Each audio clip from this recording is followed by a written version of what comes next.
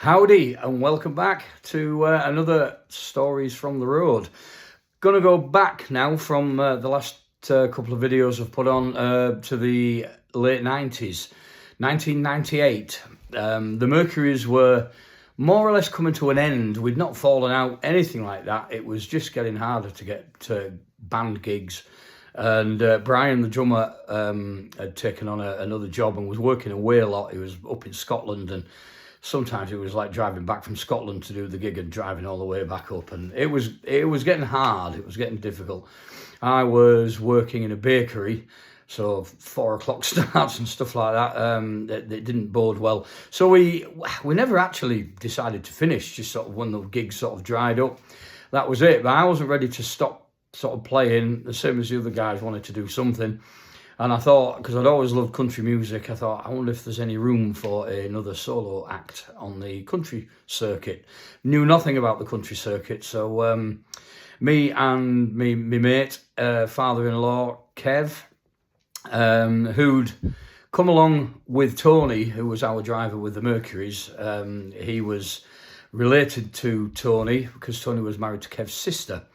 So, and I got really good friends with Kev, and yeah, I miss him terribly. He passed away quite a few years back now. But so he said, "Look, I'll do what Tony did for you if you want. I'll drive you to the gigs and give you a hand in with your gear and stuff." So that's what we decided to do. We visited a few of the local country music clubs. The first one being at Brimington, which was packed to the rafters, a Tuesday night club, and from there we went to Maston Moor, and ironically enough, the two guys that were on separately, there was a solo act on Steve Chase, who was on at Brimington, and another chap at Maston Moor called Midi, who any of my country friends watching will know they've been a duo and the best of friends for quite a number of years now. But they were the first two country acts that I saw.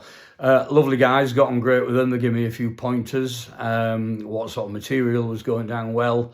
I know Steve was performing quite a bit of George Strait stuff at the time, which was reasonably new back in 1998.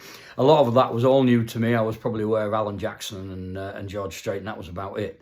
I liked the traditional stuff, Hank Williams and people like that, George Jones. So that's what I decided I wanted to do.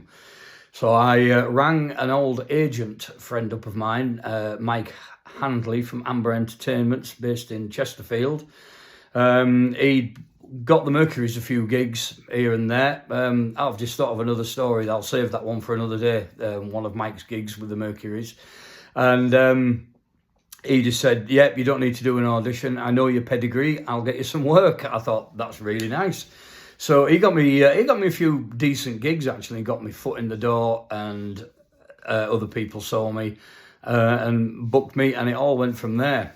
That was 1998. It wouldn't be until 2000, the millennium, that I packed the day job in and went full time. But that is a whole another story about how that happened. It wasn't intentional at the time about going full time, but the decision was made for me. I will put that in another video though. But some of the places that we did play that I got into, there were some rough places, some rough dives. One of them that springs to mind and is still talked about to this day for anybody who ever played it was in Leeds on the Hedgerow, and it was called Big Lil's Saloon. And it was as rough as the name sounds. The saving grace was a lot of the Westerners went in there, the cowboy lot, with the hats and the duster coats and the guns, not real ones, which is surprising for Leeds. But I remember going on the first night, and it was 50 quid. That was what you got for your night, and that didn't even cover the danger money. When you went in there, it had been happy hour for goodness knows how long, and all the Leeds drunks were in there, sprawled on the tables. Oh, it was awful. The cowboys were showing me around. He said, pointing to the balustrade that was all smashed. He said, "Oh yeah, one of the bouncers put somebody through that last week. They've not repaired it yet." And he said, "But the CCTV pointed at the stage." He says, "Watch it." He said, "I'm going to grab you by the lapels like that." And he said, "You just watch that door. Somebody will come in." So he grabbed me like that, and they did. these two bouncers were stood there. Massive guys, you wouldn't have messed with them.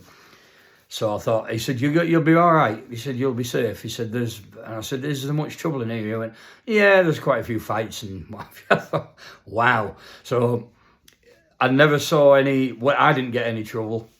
It was nipped in the bud if ever there was a fight or anything like that. But during the break, when I would normally go out and go and chat with people and stuff, me and Kev just stayed in the dressing room nursing a pint, and that was it. So Big Lil Saloon. Anybody else remember that one? Wow. And there's a few more like that. Anyway, stay tuned, folks. I'll be back again with another Tale from the Road. Cheers for now.